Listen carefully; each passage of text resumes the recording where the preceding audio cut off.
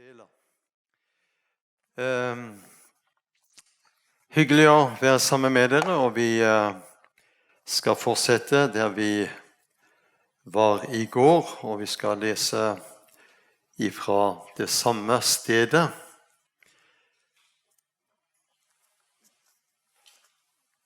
Det er jo sånn at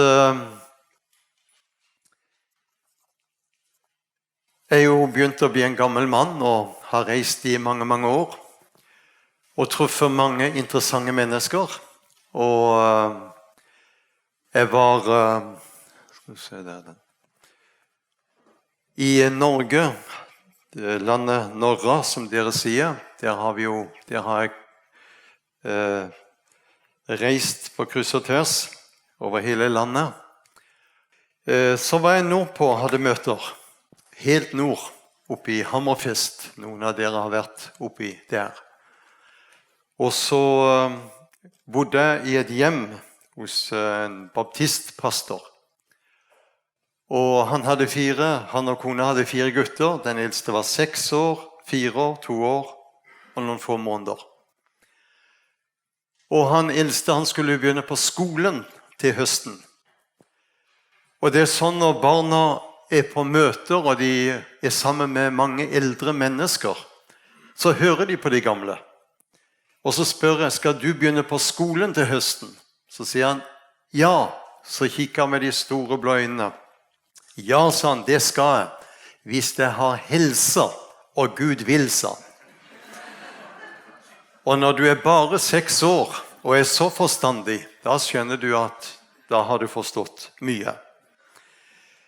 Vi slår opp vår Bibel i Matteus kapittel 24. Og Jesus han forlot tempelet, han gikk ut, og disiplene kom til ham, og de var imponert over Herodes sine flotte bygninger når det gjaldt tempelet. Og så sier de til Jesus i vers 3, da han satt på Oljeberget, disiplene var alene med ham, kom de til ham og spurte, si oss, når skal dette skje? Hva skal være tegnet på ditt komme, og på denne tidsalders ende? Og Jesus svarte så til dem, se til at ingen fører dere vil. Så takker vi deg, Herre, for en ny anledning til å samles i det navnet som er over alle andre navn. Og så ber vi om din nåde, vi ber om din visdom, og vi ber om at du vil få tale til oss og gjøre ordet levende. Ber som din tjener om din nåde og hjelp. Amen. Vi så på disse 3 spørsmålene. Når skal dette skje? Det skjedde i år 70, som vi slo fast i går. Det andre, hva skal være tegnet på at Jesus skal komme igjen? Og det løftet vi frem i går. Det store tegnet på at Jesus skal komme igjen, det heter Israel. Dette landet måtte gjenoppstå. Folket skulle dras tilbake, og det er vendt jøder tilbake i dag fra 140 nasjoner i verden. Det er ikke noe annet land i hele verden som kan vise til det samme. Og vi ser hvordan dette landet fra sump og malaria bygd opp til å bli det fremste på de fleste områder. Og så var det siste spørsmålet jeg sa vi skal ta. Hva er tegnet på denne tidsalders ende? Hva er tegnet? Når du er kommet her på Misjonshuset i ettermiddag for å lytte, så er det 3 ting som er veldig viktige for meg når du lytter til profetordet. Det skal skape tillit til Guds ord. At du forstår at Bibelen er også en profetisk bok. Du får tillit til Guds ord når du lytter til det du gjør. Og det andre, du får kjærlighet til Israel.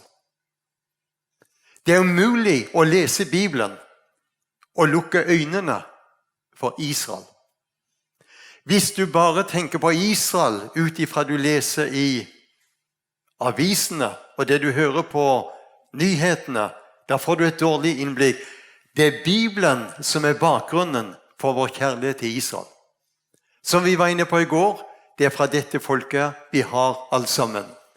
Og det tredje, når du lytter til det profetiske forkynnelse, så skal du kjenne forventning til Jesu gjenkomst. Vi skal komme litt mer inn på det, både i kveld og i morgen. Så Israel, profetien og verdenshistorien, det viser at det profetiske ord, det hører nøye sammen. Og da er det slik at Jerusalem, denne byen, har Gud en veldig plan med. Og når du leser i Apostlenes gjerninger, det første kapittel, og i vers 8, så sa Jesus, dere skal få kraft. I det den hellige ånd kommer over dere. Dere skal være mine vitner i Judea. For Jerusalem ligger i Judea, i Samaria, og like til jordens ende. Og da vil jeg spørre, hvor er jordens ende? Da er det viktig at du forstår, det begynte i Jerusalem, og det skal avsluttes i Jerusalem. Så hvis du tegner en sirkel, det begynte i Jerusalem, der oppe i Judea, Samaria, og så har det gått sin seiersgang, og vi har hatt evangeliet i Europa, vi har hatt det her i Vesten, i Afrika, og det store nå er Asia. For noen år siden så var Unni og meg nede i Kina. Vi var nede i Beijing, det er jo en stor by, og meg og en til, vi tok fly og reiste 2 timer videre inn over i Kina. Og da var vi i en liten by i kinesisk målestokk med 1 million innbyggere. Det var en nydelig sol, men når vi landet på den flyplassen, så vi bare sola som en silhuett på grunn av forurensningen. Der var jeg med og underviste på en bibelskole for 80 pastorer. Og disse 80 pastorene, det var ikke godt voksne, det var unge mennesker, rundt 2, 3, 4, 5 og 26 år gamle. Og de var innelåst i en hel måned. Og vi begynte undervisningen klokka 8, og var ferdig klokka 8 på kvelden, og så hadde vi bare litt pause og spiste. Og du måtte preke 4 timer, og så var det pause, og så nye 4 timer. Så hvis du synes 2 timer er veldig lenge når du er på møte, da har du dårlig åndelig kondisjon. Hører du det? Men når jeg var sammen med disse kinesiske pastorene, så spurte jeg om de hadde vært i fengsel. Alle hadde vært i fengsel. Og så sier jeg, kjenner dere noe til den organisasjonen tilbake til Jerusalem? Da lyste de opp, for nesten alle var med i det. Og vet du hva de sa? Vi er 100 000 brennende unge kinesere som vet det begynte i Jerusalem, og det skal tilbake til Jerusalem.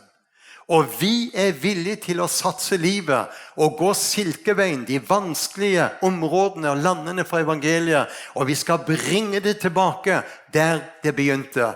Jeg ble så grepen, jeg kjente tårene rant for en hengivenhet, og jeg kjente det var så rett. Det begynte i Jerusalem, og det skal avsluttes i Jerusalem. Og da er det viktig at vi er klar over, når det gjelder denne byen, så er det en viktig by. Og denne byen som du ser avbildet, det er viktig at du er klar over, når du ser denne byen, så ser du her på Oljeberget, er det over 150 000 graver. De som ble begraven her, det var jøder som vendte tilbake til Israel, ut i begynnelsen av det 18. århundre og utover. Og de ville gjerne begraves på Oljeberget. Og hvorfor det? Jo, sa de, når Messias kommer, så skal han sette føttene på Oljeberget. Da skal vi være de første han vekker opp, og vi skal ønske velkommen. For en forventning. Og da skjønner du, denne byen vil få en veldig stor betydning nå i avslutningstiden før Jesus kommer igjen. Og denne byen er annerledes enn alle andre byer på jorden. Der finnes ingen by som har vært så mye besøkt, så mye beundret, så mye sunget om, så mye grått over som byen Jerusalem. Byens storhet, den ligger ikke i fortiden, i det som har vært. Byens storhet, det ligger i det som kommer i fremtiden.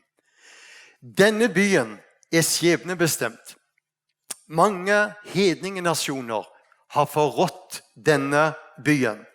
Den er revet ned mange ganger, og vi vet det har vært mange store verdensbyer som har hatt stor innflytelse, politisk, kulturelt, økonomisk. Alle borte, men Jerusalem, den byen består. Og da vil jeg spørre, hvem er denne byen viktig for? Jerusalem er først og fremst viktig for Gud. Den har en viktig og helt spesiell plass i Guds hjerte. Andre krønikerbok, det 6. kapittel, vers 6. Der står det, «Jeg, sier Gud, utvalgte Jerusalem til bolig for mitt navn.» I Salme 132, i vers 13 og 14, for du som noterer, Salme 132, vers 13 og 14. «For Herren har utvalgt Sion, han vil ha henne til sin bolig. Dette er mitt hvilested, sier Gud, til evig tid. Her vil jeg bo, for det er etter mitt velbehag.» Jerusalem, første gangen du møter omtalt denne byen, det er første Mosebok. Da heter den ikke Jerusalem, men den heter Salem. Og du kjenner til Melkisedek, han var konge, og han var prest i Salem. Men det at Melkisedek var konge og prest i Salem, det peker fram når Jesus skal bli konge og prest i denne byen. Og det kommer vi inn på når det gjelder rikets tid, tusenårsriket. Jerusalem, den byen er omtalt over 811 ganger i Bibelen. Denne byen blir kalt for Guds stad og Davids stad.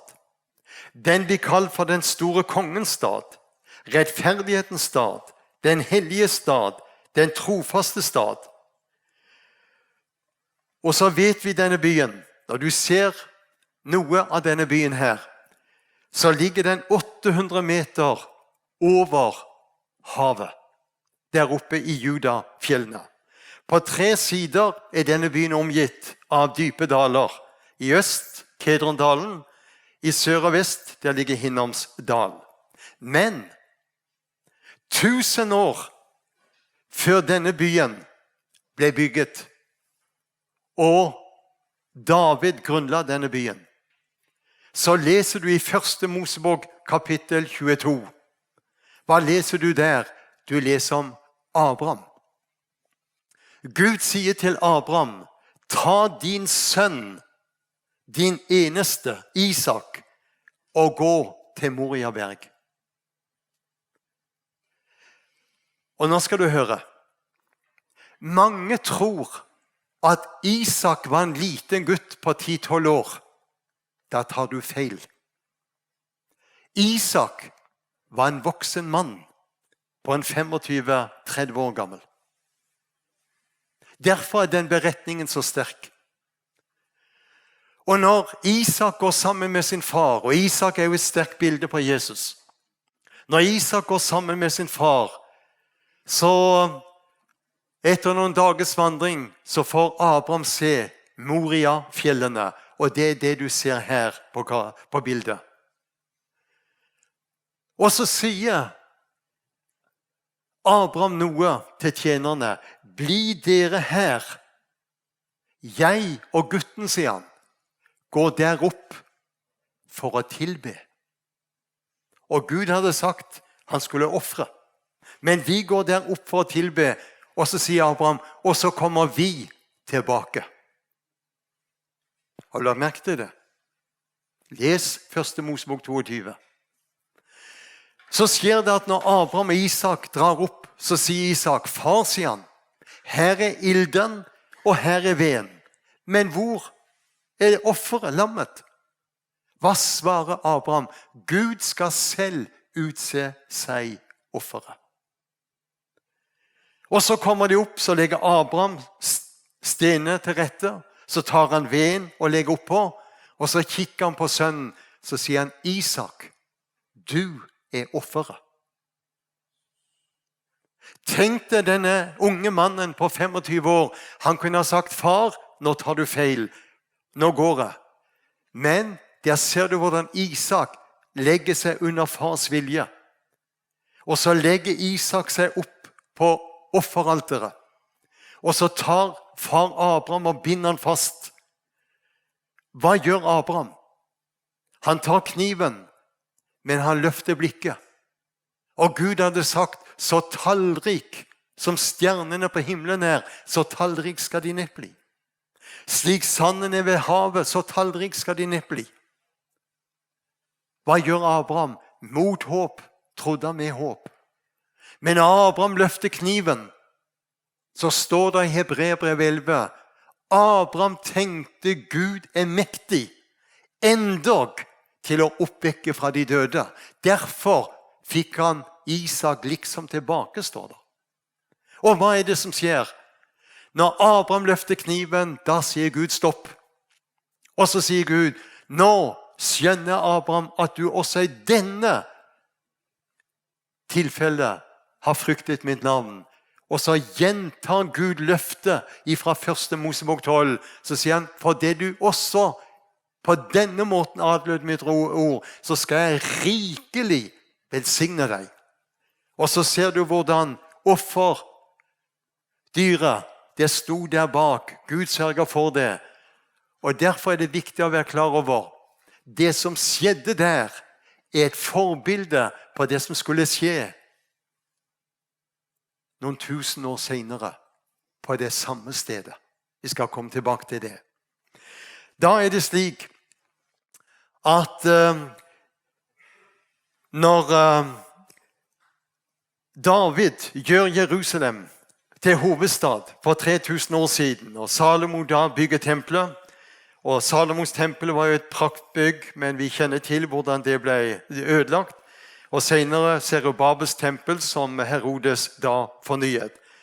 Men tempelet var en juvel, så 3 ganger om året så skulle jødene dra opp til Jerusalem og tempelet. Det var ved påske, det var pinse, og det var ved løvhyttefesten. Det som er veldig spesielt, det er jo når du ser her nede, her på Oljeberget, der ligger det 3 viktige profeter begravet. Her ligger profeten Zakaria, her ligger profeten Malaki, og her ligger profeten Haggai. De ligger begravet her på Oljeberget. Så byen har hatt en veldig viktig funksjon, og den vil få en svært viktig funksjon i avslutningstiden med de store endetidsbegivenhetene. Og Guds hensikt med velsignelsen over Israel, det er ikke bare kun for Israel, men at denne rikdommen av velsignelsen skal nå ut fra Jerusalem og nå ut til hele verden. Og da er det slik at når du ser på kartet som jeg har her, vi skal komme litt mer inn også på det, så har jeg tegnet av 3 viktige dager. Kristi dag. Vi skal komme mer inn på den i morgen. Kristi dag, det er den dagen han kommer for å hente brudeskaren. Så har vi Herrens dag. Det er den dagen han kommer og skal sette føttene på Oljeberget. Alt dette skal vi se på i morgen. Det er litt forskjellige meninger, men jeg skal belegge det med Guds ord. Og så har vi det som de gamle talte om dommedag, den ytterste dag, dommen fra den store hvite trone. Alt dette er interessante bibeltimer, men jeg tror vi er inne i en tid hvor det er ingenting i dag som hindrer Jesus fra å komme igjen. Vi lever i høy profetiske tider, og det vil du få enda mer forståelse av når vi skal gå inn på flere konkrete, aktuelle tegn i tiden som vi ser nå i kveldsmøtet. Vi må likevel stoppe litt opp. For når det gjelder den tiden vi er inne i, så nevnte jeg i går, og jeg skal nevne litt for deg, det som gjør denne tiden veldig spesiell, det er det at de store endetidsbegivenhetene, de er knyttet til Midtøsten og det lille landet der, Israel. Vi ser i dag hva som har foregått i Syria i de siste over 10 årene, med den borgerkrigen som har vært i Syria, og hvor vi nå ser det landet der Russland er meget tungt inne i Syria.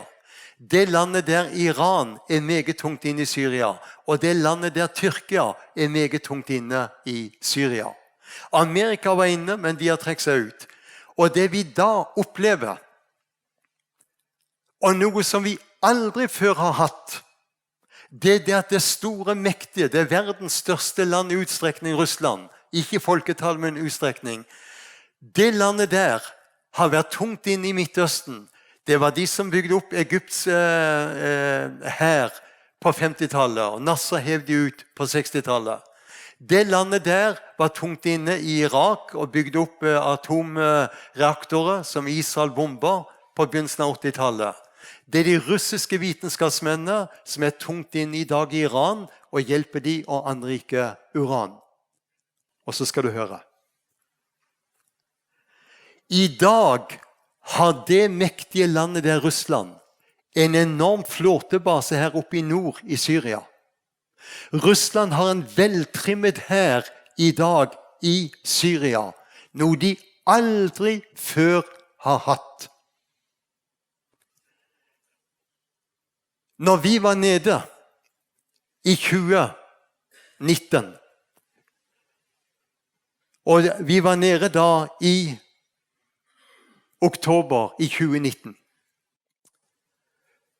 og de 2 siste årene, nå får vi greie på nå i slutten av denne måneden, om vi kan komme ned. Vi har en stor gruppe på nærmere 50, vi egentlig skal ned igjen i oktober, men det er vanskelig når det gjelder viruset i dag i Israel.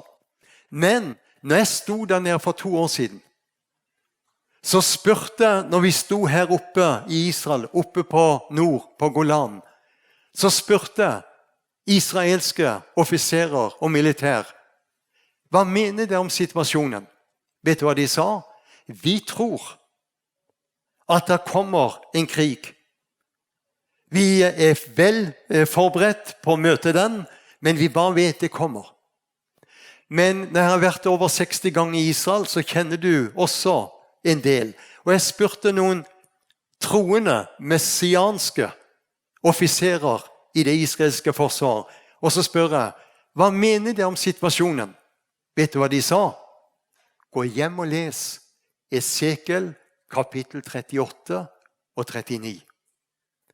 Så kom vi til Haifa, vi var i Tel Aviv, vi var i Tiberias, og alle de 3 stedene, også i Jerusalem, snakket med messianske pastorer. Jøder som er kommet til tro på Jesus, de kaller vi messias-troende jøder. Og jeg snakket med deres pastorer, for jeg kjenner jo en del av de også. Og vet du hva de sa? De var enstemmige på, vi tror Esekiel 8 og 39, når det gjelder Gog, med Russland i spissen, at det står foran. Vi ser opptakten. Og jeg synes jo det var veldig spesielt i fjor, i juni, da sto det fram mange rabbiner i Jerusalem, og vet du hva de sa? Vi tror Esekiel 8 og 39 er det som vi står foran. Tror du det er spennende tider? Tror du det er viktig at den forkynnelsen du lytter til i disse dager er nødvendig? Som aldri før. Ikke for å skremme, men for å opplyse, sånn at vi forstår tiden, og vi vil gjøre noe med det. Det som er også veldig spesielt, det er at det landet der Amerika har i dag en president som er kognitivt svekket. Amerika er i dag i en veldig spesiell situasjon. De er inne i et vakuum som gjør at Iran gjør akkurat som de vil. Kina gjør akkurat som de vil. Og det er meget spent i forhold til Taiwan med Kina. Og vi ser det mye som rører seg, og verdenssituasjonen har aldri vært så spennende som det den i dag, ut ifra det profetiske. Og da sier Bibelen, når vi ser alt dette begynner å skje, hva skal vi gjøre da? Vi skal løfte blikket.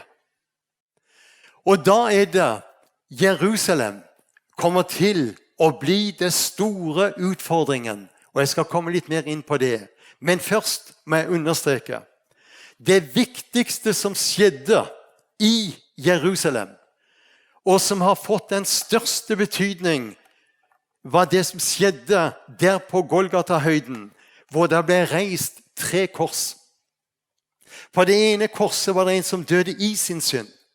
På det andre korset var det en som døde fra sin synd. Men på det midterste korset hang han som døde for all verdens synd. Og vet du hva jeg er glad for? Når du betrakter korset, hva ser du når du betrakter korset? Du ser den ene trestokken, den er loddrett. Hva betyr det? Saken mellom Gud og menneske ble ordnet på korset. Den andre stokken, den går på tvers. Det betyr den frelse som ble tilveiebrakt der på Golgata kors, den strekker seg ut, og den gjelder alle mennesker. Og hør, Jesaja sier i det 1. kapittel og vers 18, om deres synder som purpur, skal de bli hvite som snø. Og om de røde som skarlagen, skal de bli som den hvite ull. Vet du hva? Det skriftstedet der 2800 år gammel, men det like aktuell i 2021. Halleluja. Så det som skjedde der på Golgata kors, hvor Jesus brakte forsoning og frelse og håp og fremtid for en hel verden. Tenk, Lukas i kapittel 24, så står det i vers 46 og 47, så står skrevet at Messias måtte lide og stå opp fra de døde den 3. dag, og at i hans navn skal omvendelse og syndenes forlatelse forkynnes for alle folkeslag fra Jerusalem av. Så du skjønner, det som skjedde der på det midterste kors, det gjør at også evangeliet kom til Færøyene, og vi får sitte her i dag og fryde oss over at det som skjedde der på Golgata kors, det nok å leve på, og det nok å dø på. Som pastor gjennom mange år, så har jeg forrettet i mange begravelser. Og jeg kan si hundrevis, uten å ta for hardt i. Unni og meg, vi kom til Grimstad, hvor vi bor. Der har vi bodd nå i 3 perioder. Og når vi kom til Grimstad for andre gang, vi hadde vært pastorfolk der, og så hadde vi en tur og en del andre steder som pastorfolk, og så ble vi kalt tilbake igjen. Da ordnet det seg slik at vi bygde hus.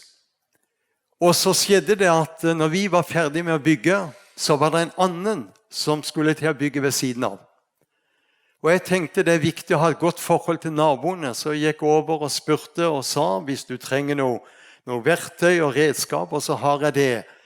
Og hilste på han og sa, mitt navn, det er Gordon Tobiasen. Og så kikket han på meg, så tok han hånda, så sa han heter Vidar, og jeg ateist, sa han. Og jeg pastor, sa han. Så det passer veldig bra.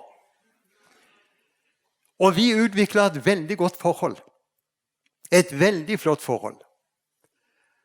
Og når vi besøkte de over, og de var hos oss, så husker jeg når vi begynte å nevne dette med Israel.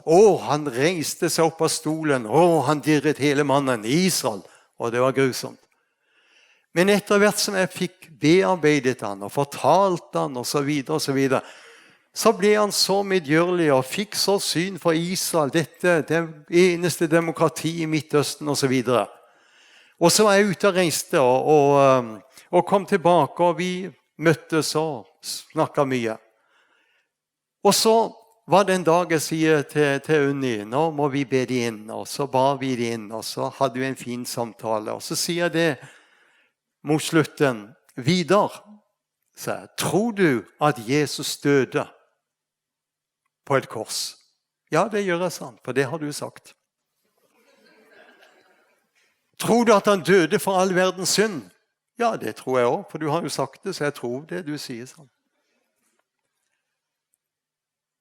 Så du tror han døde for all verdens synd? Ja.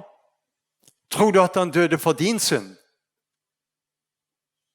Ja, hvis han døde for hele verdens synd, så døde han vel for min også da. Ja, men da er du frelst, så. Nei, nå må du gi det sånn. Hva er det jeg skal gjøre? Du skal ikke gjøre noen ting. Du har bekjent med munnen at du tror Jesus døde også for dine synder. Ja, er det så enkelt? Så enkelt er det. Ja, men skal jeg ikke gjøre noe? Ja, hva er det du vil gjøre, sa? Nei, det visste han ikke. Nå må du takke, sa. Jeg har aldri bedt sånn. Nei, men nå skal jeg be en strofe, og så ber du. Og så ba jeg en strofe, og han ba etter. Og takket vi for det han hadde tatt imot Jesus, og takket for blodet, Jesu blod renser fra all synd, alt sammen. Og så sa jeg amen, og han sa amen. Og så kikket han og sa han, det var merkelig, sa han. Hva er det som er så merkelig? Jeg kjenner sånn en fred her inne, sa han. Har du ikke hatt den før, sa han? Nei.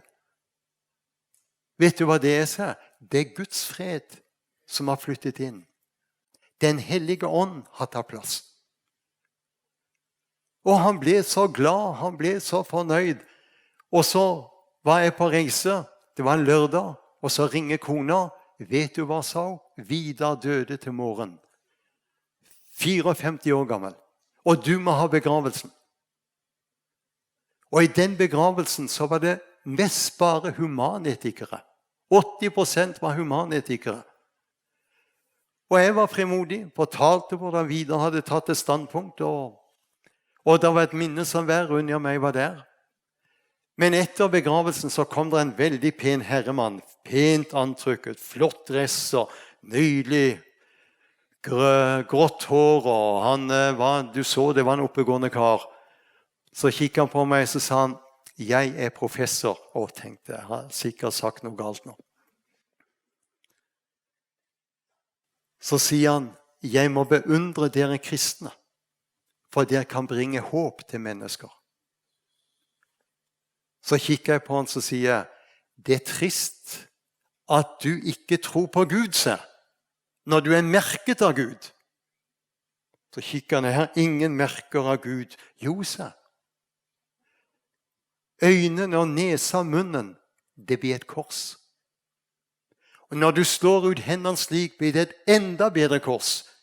Du er dobbelt merket av Gud, sa. Du må søke han og ta imot han som Vidar gjorde. Sa han, og så snudde han. Da hadde jeg fått inn et skikkelig skudd, og jeg tror den mannen kom til å ta imot. Hør. Det som skjedde der på Golgata kors, det er det vi skal være fremodige og løfte fram og forkynne. For ifra denne byen har evangeliet lydt ut, og da er det slik at når det gjelder denne byen, så vil den komme i et veldig fokus nå i avslutningstiden. Og hvis du har med deg Bibelen, jeg siterer en del, men slå opp sammen med meg nå i profeten Joel. Og der i profeten Joel så skal vi gå inn og så skal vi lese det som er alvorlig når det gjelder både denne byen, når det gjelder jødene som nasjon, og når det gjelder hedningenasjonene. For han sier her i Joel, i det 3. kapittel, og fra vers 6. For se i de dager på den tid, når jeg gjør ende på Judas og Jerusalems fangenskap, da vil jeg samle alle hedningefolk, føre dem ned til Josafats dal. Der vil jeg holde rettergang med dem på grunn av Israel, mitt folk og min arv, fordi de spredte dem blant hedningefolk, og de delte mitt land. Og så enda et vers til. De kastet lodd om min folk, de gav en gutt for en skjøge, de solgte en pike for vin, og den drakk de opp. Hva er det vi her leser? Vi leser at Gud skal holde et oppgjør. Og da oppgjøret hvor han sier også videre her i vers 20. Sol og måne sortner, stjernene slutter å skinne. Herren skal brøle fra Sion, han lar sin røst høre fra Jerusalem. Himmel og jord skal skjelve, men Herren en tilflukt for sitt folk og et vern for Israels barn. Når det gjelder denne dommen vi leser om her, du som litt kjent bibelleser, du vet når du går til Matteus 25, vers 31, så har du dommen over nasjonene, som han der beskriver. Og denne dommen har 3 grunner. Det spredte mitt folk blant nasjonene. Og det har skjedd igjen og igjen. Babylonerne spredte de, assyrerne spredte jødene, perserne spredte jødene, og den romerske hæren spredte de i år 70, og vi kjenner lidelsene i den mørke middelalderen, og de 6 millioner som ble tatt liv av under siste verdenskrig. Det har spredt mitt folk. Det andre, det har delt i mitt land. Hvis du går tilbake til 1918, Nasjonenes forbund, disse 52 nasjonene, de var med og delte landet. Etter andre verdenskrig så har FN fortsatt denne delingen. Og da vil jeg si til deg, den nasjon, eller den regjering, eller den politiker, den statsleder, som ikke respekterer at landet Israel har en unik status gjennom å tilhøre det jødiske folk, både åndelig og historisk, stiller seg i direkte opposisjon mot himmelens Gud. Skjønner du det? Så det vi er inne på med å vise Gud er Gud. Og så sto det i vers 8, de verdsatte et jødisk liv så lavt at de ga en gutt for en hårkvinne, og de solgte en pike for en flaske vin. Disse 3 områdene, de beskyttet ikke folket, de beskyttet ikke landet, og når det gjelder Guds utvelgelse og kall til Israel som en kilde til velsignelse for verdens nasjoner, det at, nå tror jeg Færøyene sikkert er veldig positiv til Israel. Det er sikkert de på Færøyene som også er negativ. Men i Norge har vi mange som er negativ til Israel. Og når det gjelder Oslo-avtalen, så kommer det en dom på denne avtalen for vår nasjon. Jeg skal komme litt mer inn på det. Og da skjønner vi, når det gjelder det vi nå er inne på, så er det viktig å være klar over at når det gjelder Jerusalem, så kalles den også for Sion eller Zion. Jerusalem, som du sier på hebraisk, det blir oversatt med et grunnlag for dobbeltfred. Zion er et uttrykk for det helligste sted på jord.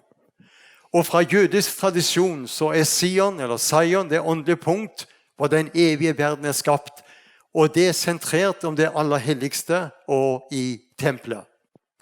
Det er 3 religioner som gjør krav på denne byen. Og det er ingen løsning. Islam hevder at Muhammed har vært der. Koranen nevner ikke et ord om at Muhammed har vært der. Jødene er de som har rettmessig krav på denne byen. Og vi kristne, vi er delaktige i med jødene, for jødenes Gud er vår Gud. Og vi deler dette ønsket om at Jerusalem er først og fremst hovedstaden for det israelske folket. Og da vet du, når det gjelder denne byen, for 20 år siden ble det funnet en profeti av en gammel rabbiner. Denne rabbineren heter Rabbi Juda ben Smul, som du sier på hebraisk. Ben betyr sønn. Så han heter Juda, sønn av Samuel på norsk. Han ble født i 1140 og døde i 1217. Før han døde, så fikk han et mektig syn om Jerusalem. Og alt dette er i dag oppfylt. Han fikk se 10 jubelår skulle komme over denne byen. Først skulle det være 8 sammenhengende jubelår. Et jubelår, det er 50 år. 8 sammenhengende jubelår, og vi vet tyrkerne overtok fra 1517 og frem til 1917. Nøyaktig 400 år, når engelskmennene med general Allenby kom og befridde dette området fra tyrkerne. Den 9. perioden skrev denne rabbineren skulle Jerusalem være et ingenmannsland. Og vi vet fra 1917 til 1967 så var Jerusalem betegnet internasjonal. Men den 10. perioden, altså fra 1967 og frem til 2017, da skulle jødene råde over byen. Og vet du hva denne gamle rabbineren sa? Når den 10. perioden er over for Jerusalem, da kan vi vente Messias. Nå er det gått 4 år siden den 10. perioden løp ut, men vi er enda nærmere. Når Jerusalem ble gjenforent den 7. juni under denne berømmelige 6-dagerskrigen, denne krigen kaller araberne for Nakba-dagen, katastrofedagen. Og du vet, noen av 50 årene, hva har skjedd? Romerne prøvde å viske ut all jødisk historie og kalte denne byen for Aelia Capitolina. Det var et spottenavn som romerne satte på ved at tempelet ble ødelagt og jødene ble fordreven. Men Israels tidligere statsminister nå, han sa, for jødene var 7. juni 1967, oppfyllelsen av løfter, det var vår frelse og det var vår forløsning. Og da er det klart at denne byen skal ikke deles. Og nå må du jakte på hva jeg nå sier. I FN er det 190 nasjoner med. I FN har 150 nasjoner skrevet under på Jerusalem skal deles. Men Gud har sagt, den skal ikke deles. Og det Gud sier, det står han bak, og det gjør vi vel i å jakte på. Israels tidligere statsminister der på 60-tallet og 70-tallet, han heter Menachem Begin.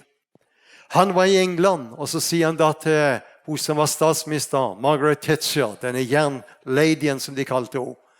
Så sa han, og tid skal dere flytte hovedstaden, eller flytte ambassaden fra Tel Aviv over til Jerusalem. Vet du hva denne jernladyen sa? Never ever. Aldri kommer på tale. Hva sier Menachem Begin? Han sier det han skrevet med rødt. Jerusalem i hjerte og sjel er den evige hovedstad for det jødiske folk. Den er Guds ambassade på jord. Kan du tenke noe så flott? Så Gud har full kontroll, og det er jeg veldig glad for. Og da er det slik at Jerusalem vil spille en svært avgjørende rolle, og nå skal vi gå til profeten Zakaria. Så hvis du slår opp og blir med meg i profeten Zakaria, så sier han der i det 1. kapittel, og Zakaria er jo en endetidsprofet, og så sier han slik i vers 14, Zakaria kapittel 1 vers 14, rop ut disse ord, jeg er meget nidkjær for Jerusalem og Sion. Og så kommer det et vers, jeg er meget vred på de trygge hedningerfolkene, for jeg var bare litt vred, men de hjalp meg til ulykken. Hvem er de trygge hedningerfolkene? Det er Norge, det er USA, det er EU, det er FN, som holder på og vil dele denne byen. Og så sier Zakaria vers 16, derfor sier Herren så, jeg vender meg igjen til Jerusalem med miskunn, mitt hus skal bygges der, sier Herren. Og der beskriver han, og det er mange, jeg møter denne reise rundt, mange som sier, nei, det skal ikke bygges noe tempel, for Gud trenger ikke noe tempel. Nei, sier jeg. Han trenger ikke noe tempel. Men tempelet som skal bygges, det skal bygges først og fremst for Antikrist. Det er han som skal sette seg i tempelet og utrope seg selv til Gud. Vi får se hva vi røkker å komme inn på. Vi skal gå fram til kapittel 8 i profeten Zakaria. Og der i profeten Zakaria, det 8. kapittel, så er det mange tydelige profetiske budskap. Og der sier han i kapittel 8, vers 2, så sier Herren herskarenes Gud, jeg er meget nidkjær for Sion. Det er åndelige uttrykket på Jerusalem. Ja, med stor harme er jeg nidkjær for henne. Og så understreker han, kommer han med et nytt budskap i vers 3. Så sier Herren, jeg vender tilbake til Sion og vil bo i Jerusalem, og Jerusalem skal kalles den trofaste by. Og så går vi til vers 4. Der kommer et nytt budskap. Så sier Herren herskarenes Gud, enda en gang skal gamle menn og kvinner sitte på torgen i Jerusalem, hver med sin stav i hånden for sin høye alders skyld. Torgen i byen skal være full av gutter og jenter som leker på torgene. Og så sier han i vers 6, siste linja, om det skulle være mulig i deres øyne, må det da skulle være mulig i mine øyne, sier Herren, å kunne gjøre det. Og når vi har grupper ned til Israel og er i Jerusalem, og vi er ved den store, en av de store gamle synagogene, nå ramler navnet ut. Hurva-synagogen. Thank you. Og da vet du, det er skole i nærheten, det er park omkring, og da ser du ofte barna, de leker, og de gamle, de sitter der med sin stav i hånd. Da leser og så sier, her kan det skrive oppfylt i Bibelen. Der ser med deres egne øyne hva som skjer. Og vi kunne ha gått igjennom det kapitlet og tatt mye, mye mer. Vi skal gå til kapittel 12, der i profeten Zakaria. Og der i dette kapitlet så understreker han hvordan han har omsorg for det han har skapt. Han grunnfestet jorden og utspent i himmelen og dannet menneskesånd i hans indre. Så Gud har full kontroll over det han har skapt, det fysiske universet. Men så sier han i vers 2, se jeg, sier Gud, Zakaria 12 vers 2, se jeg gjør Jerusalem til en tumleskål. Der står egentlig fra grunnteksten, se jeg gjør Jerusalem til et giftbeger. I den danske Bibelen, hvis noen av dere har den, jeg har jo noen møter i Danmark, skal tilbake igjen der i neste måned, der står det, se jeg gjør Jerusalem til et berusende beger, står der. Og da skjønner du, denne byen ser vi igjen og igjen. Når det gjaldt araberne, så vet du hva som skjedde i 1948. Libanon, Syria, Jordan, Irak, Saudi-Arabia og Egypt, de proklamerte krig mot denne nye opprettede staten, og de tappte. I 2 måneder kjempet Israel. Og Israels statsminister David Ben-Gurion, han sa, hvis vi mister Jerusalem, da mister vi alt. Og på forunderlig vis klarte de å holde stand. Og da er det slik at når du går videre, så sier han i vers 3 her i Zakaria, det skal skje på den dagen at jeg, og det er Gud som sier dette. Mange tror at det er Israels regjering som gjør dette. Nei, det er Gud som gjør det. Det skal skje på den dagen at jeg, sier Gud, vil gjøre Jerusalem til en løftesten for alle folkene. Alle som løfter på den skal såre seg selv. Ja, alle jordens hedningefolk skal samle seg mot denne byen. Storbritannia, The Great Britain, med sine mange kolonier, de løftet feil. Og det store koloni som Storbritannia hadde, alt det smuldret opp, de løftet feil på løftestenen Israel. Når vi da ser på denne byen, og ser hva som ligger foran, så sier han, Alle jordens hedningefolk skal samle seg mot denne byen. Og da viser jeg et bilde her, hvor du ser det siste nå som er skjedd, og som du nå kan være med når du kommer til Jerusalem. Det er den nye tunnelen som går fra Siloadommen og opp til foten av tempelhøyden. Den er gravd fram, og den er et tydelig bevis for at på disse steinene her gikk Jesus. Og de graver ut, og de finner så mye arkeologi som er med oss å understreke. Så når det gjelder Israels første statsminister, så måtte han si, ingen by i verden, ikke engang i Aten eller Roma, har noensinne spilt så stor rolle i en nasjons liv som Jerusalem har gjort i det jødiske folkets liv. Og da skal du være klar over, hvorfor er det så kamp om denne byen?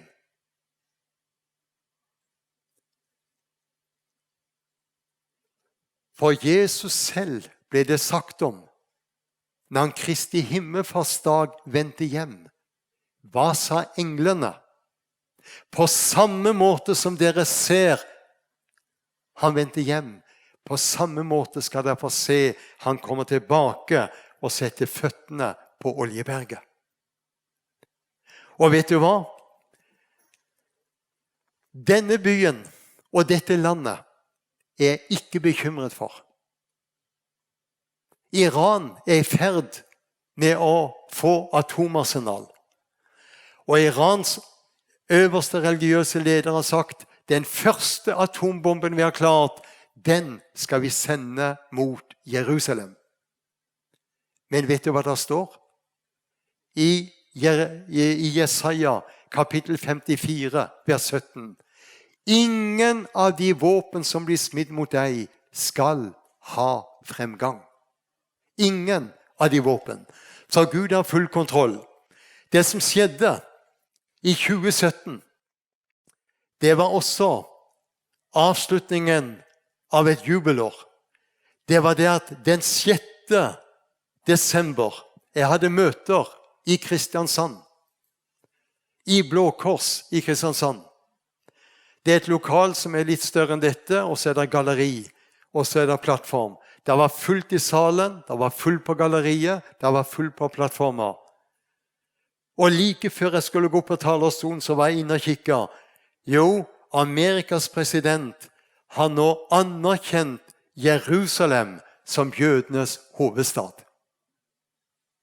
Et mektig øyeblikk.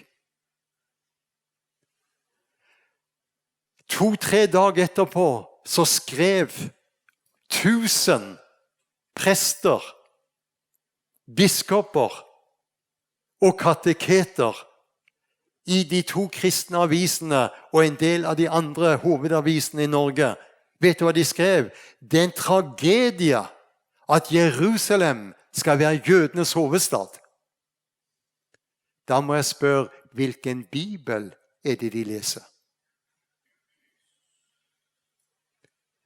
450 rabbinere sto fram i Jerusalem noen dager etterpå denne dagen her.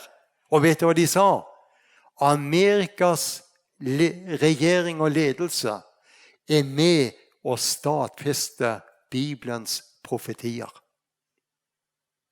Det var noe annet enn de norske biskopene og prestene. Det store endetidsdrama, det vil stå om Jerusalem. Og Bibelen beskriver i detalj hva som skal skje. Og hvis du går nå til Zakaria, i det 14. kapittel, der sier han, se det kommer en Herrens dag. Og så sier han, hva som skal skje i vers 2, jeg vil samle alle hedningefolkene til krig mot Jerusalem. Og så sier han i vers 4, på den dag skal hans føtter stå på Oljeberget, som ligger midt imot Jerusalem i øst. Oljeberget skal revne tvert over mot øst og vest, så det blir en stor dal. Den ene halvdelen av fjellet viker mot nord, og den andre halvdelen mot sør. Hva er det som skjer? Ja, når vi er inne på disse tingene, så hvis du går til Esekiel, så finner du der i Esekiel, vi må ta med det, for det litt interessant, hvordan skrift forklarer skrift. Og der i Esekiel, skal vi se, der beskriver han hvordan i det 47. kapittel så beskriver han hvordan det skal stå fiskere og fiske i Esekiel 47.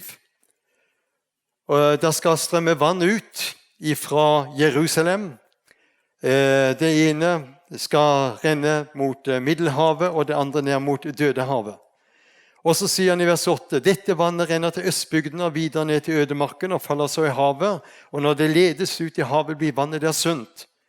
Alle levende skapninger som det vrimler av overalt hvor dobbeltbenken kommer skal leve, og fiskene skal bli meget tallrike, beskriver han. Hva er det han her beskriver? Jeg må ta det med og så vise det. Jo, det han her beskriver er det at det skal stå fiskere ifra her England, ifra Engedi opp til England.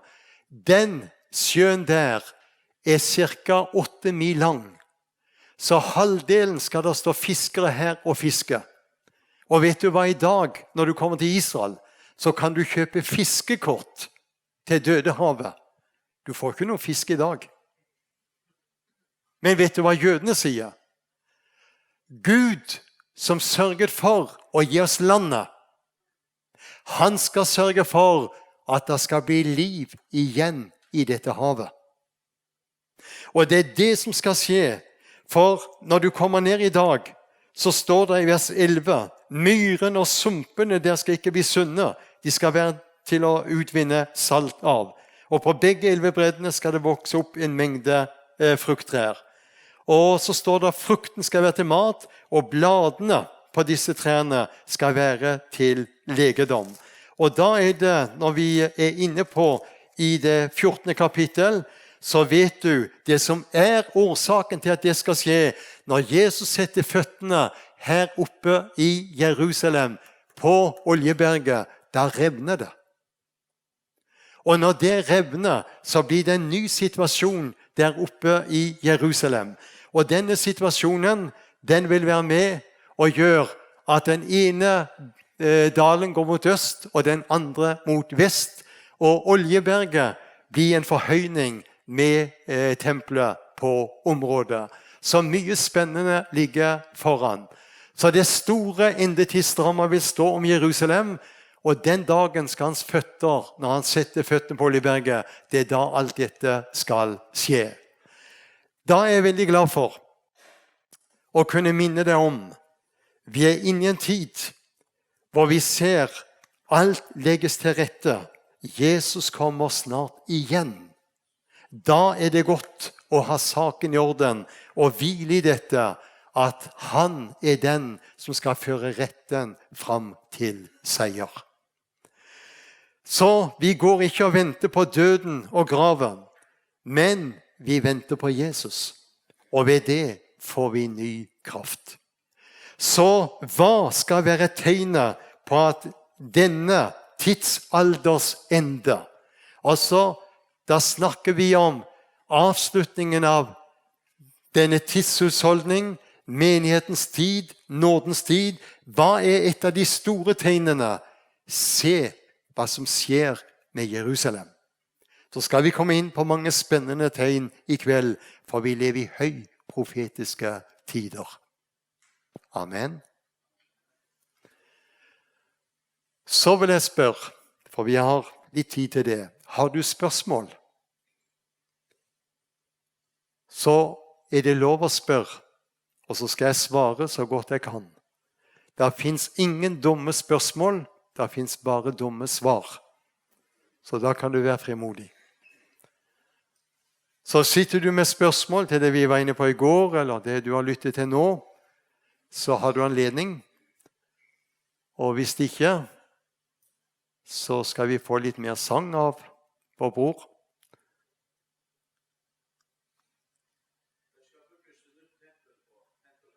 Ja.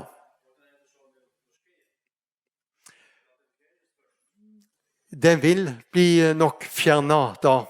Og en av grunnene til det det at muslimene de har gravet så mye under denne klippedommen. Og herunder var Salomo sine staller. Og de har gravet så mye under, så det har blitt så mye fuktighet, at denne store klippedommen, den sprekker. Og når du leser Zakaria, så står der kom et stort jordskjelv over Israels land. Og dette ser geologene, for når du tenker ifra Jordan, dalen opp, så det revner som går. Og disse revnene, hva har disse geologene sagt? Der kommer et jordskjelv som gjør at det vil bli forandringer i området her i Jerusalem. Og mye tyder på at når det jordskjelvet kommer, ja, de har gravd så mye under at da raser hele den klippedommen ned. Men hvis Israel prøver å gjøre noe, da vil det bli ramaskrik. Men Gud skal sørge for. Han har kontrollen. Og da må vi gå tilbake til Romerbrevet. For hva sier Romerbrevet 11? Gud selv skal rydde bort ugudelighet ifra denne byen og ifra Jakob.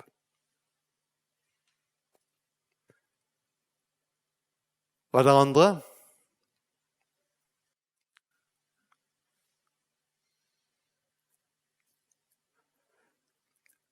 Da skal vi reise oss opp, og så skal vi be litt sammen. Vi skal be nå så skal vi få litt mer sang av vår bro etterpå. Vi skal be for Israel. De har sabbat, den går ut nå i kveld. Og Israel veldig presset. Vi ser situasjonen, den veldig utfordrende for Israel.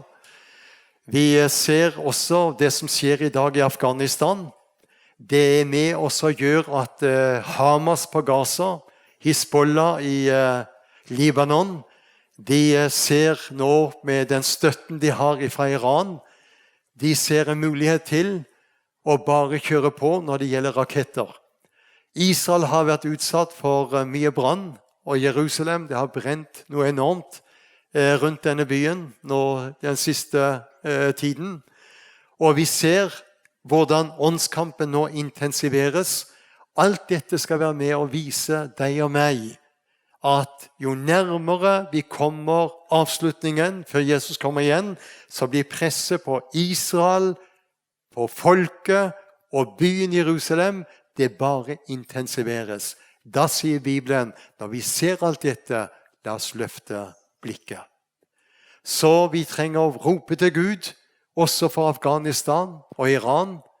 Og vi vet som jernteppet falt, så tror vi det mektige ørkenteppet også skal falle. Hvem som helst vil da være med og lede i bønn. Vær frimodig, benytt anledningen.